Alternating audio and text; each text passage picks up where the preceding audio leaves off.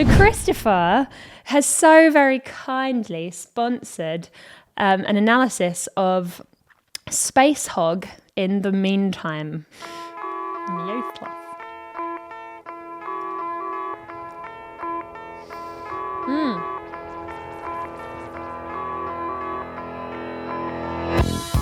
That was a little reverse piano in there, I think. That's how.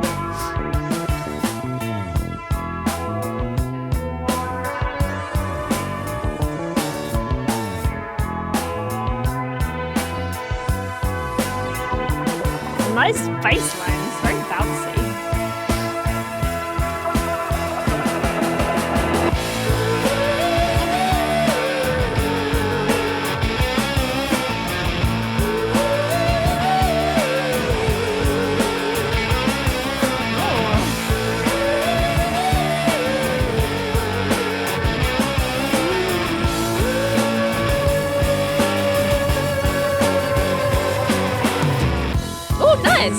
That was so amazing how they managed to fade the backing vocals down there. It was like a pitch bend.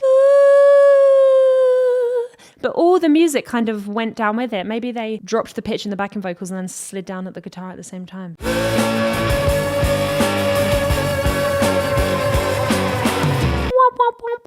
Like an echo. What a brilliant transition. It's just because we don't lose any of that groove and loveliness. But it was very slick production-wise. We shall achieve in time the thing they call divine, when all the stars will smile for me,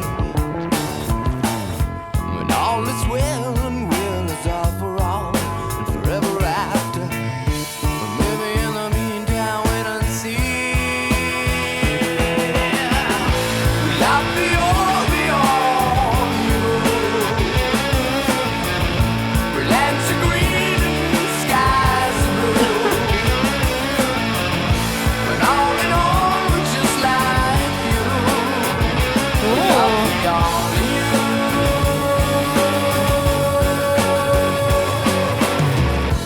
When I cry. I love this.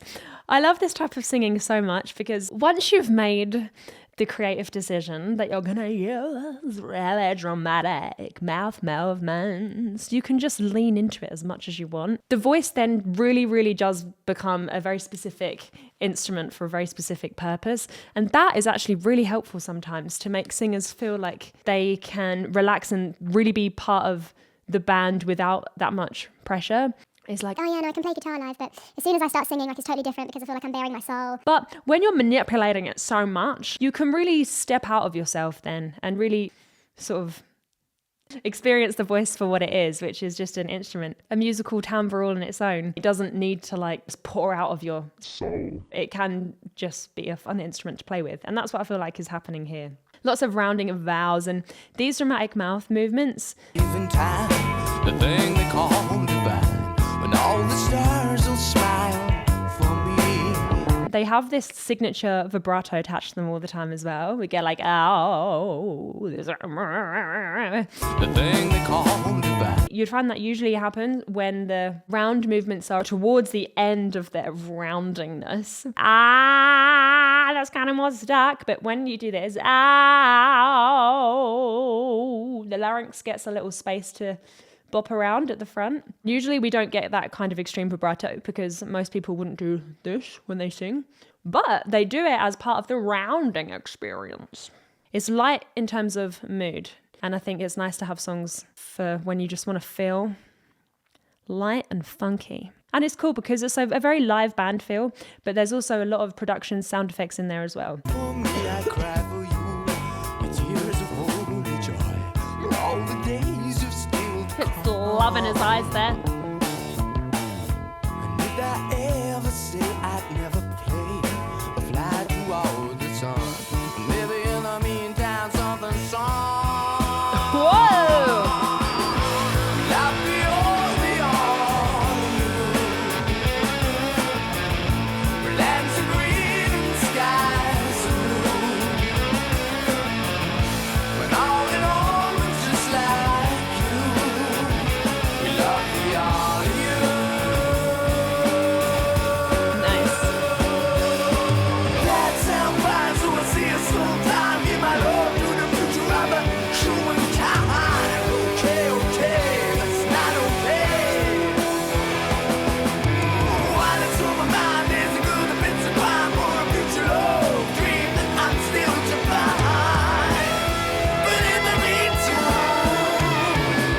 cool. I say this a lot, but I actually do miss this about music. When the pitch would just naturally go off. You don't hear it as much anymore because of all of the advanced pitch correction software, but I like it. I always like a little bit of pitch discrepancy. This is a classic bridge melody. Actually, you know, this is such a good example of like classic many things, but here, classic bridge melody. Na, na, na, na, na, na, na, na, na, na. We hear that in so many songs, like that same kind of 2-note melody, da, da, da, da, da, like with little various pauses in it. Sometimes the system goes on the wing and the whole thing.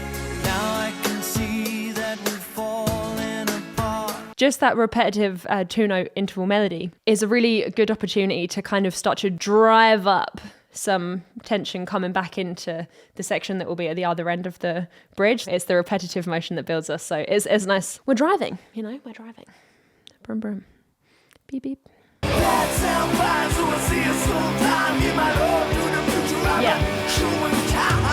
The rhythm is now.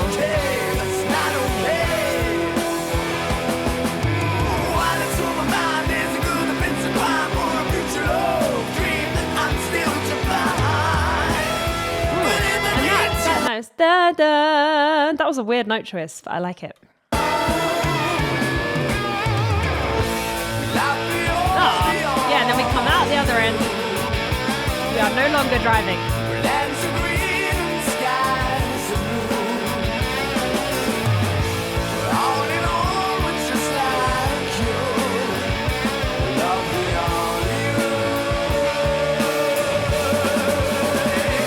I just want to point out something about very deliberate vocal mapping, some people call it, when you decide exactly how you're going to sing certain phrases for a certain effect. And that is happening here. It's quite subtle, but it exists. So you've got this chorus section, which is like... And in the same point in the melody, when it repeats, it turns into a breathy sound. And then the skies are blue. We had it there, skies.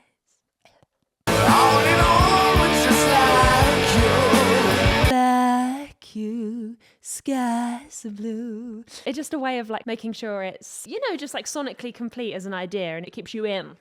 You're in the loop. And people that do stuff like this are the people that you think of when you're like, oh, do an impression of, Michael Jackson. People that do very specific vocal nuances at very specific moments. They're the vocal performances that we remember the most. Like, extreme example is like Man in the Mirror. Wanna make a change. No one does that.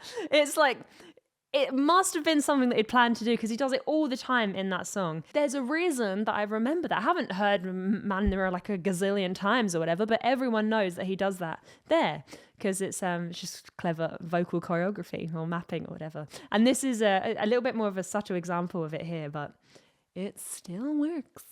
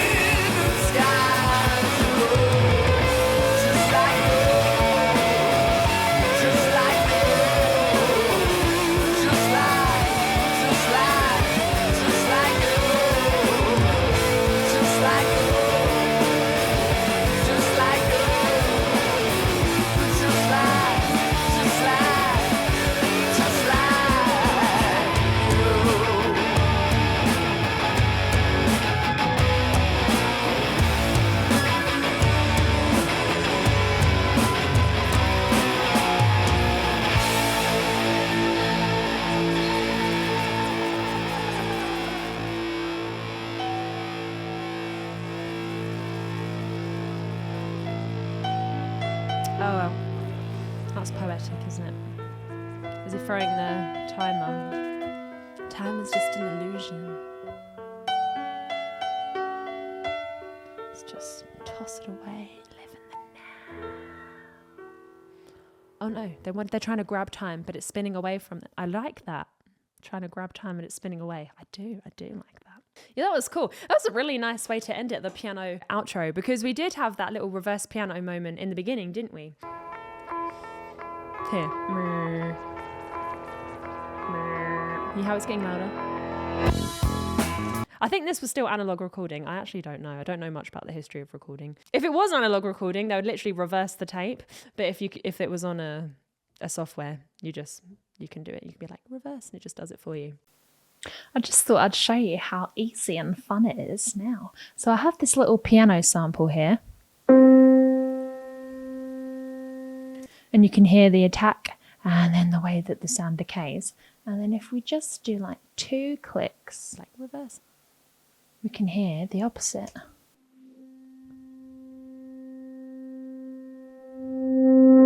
And then it sounds like it just gets sucked into the abyss. It's very fun. They used it a lot in the 70s and late 60s. A band called Yes. I don't know, in my eyes, they were like the pioneers of it. They had the best like reverse piano sounds and reverse drum sounds and just reverse. They just reversed a lot of stuff.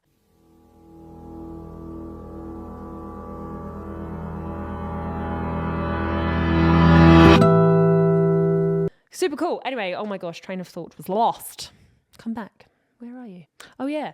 I can't for the life of me remember his name, but the lead singer in Radiohead, Tom York, thank you so much, sorry. Remarkable resemblance physically and tonally, which makes me feel like one of them had something to do with the other one. It's like a similar sort of placement singing-wise to Tom York, like that sort of conversational, like big mouth.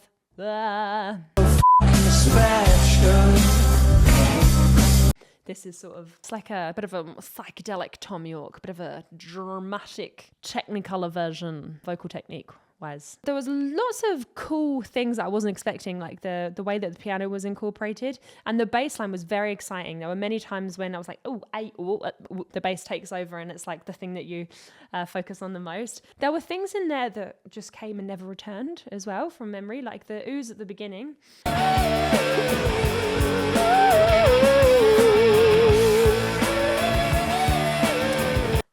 Right, yeah, so that is an octave above the chorus melody. So it did come back, but in a different way.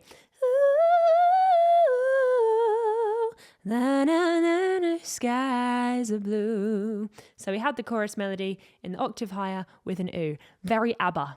See this?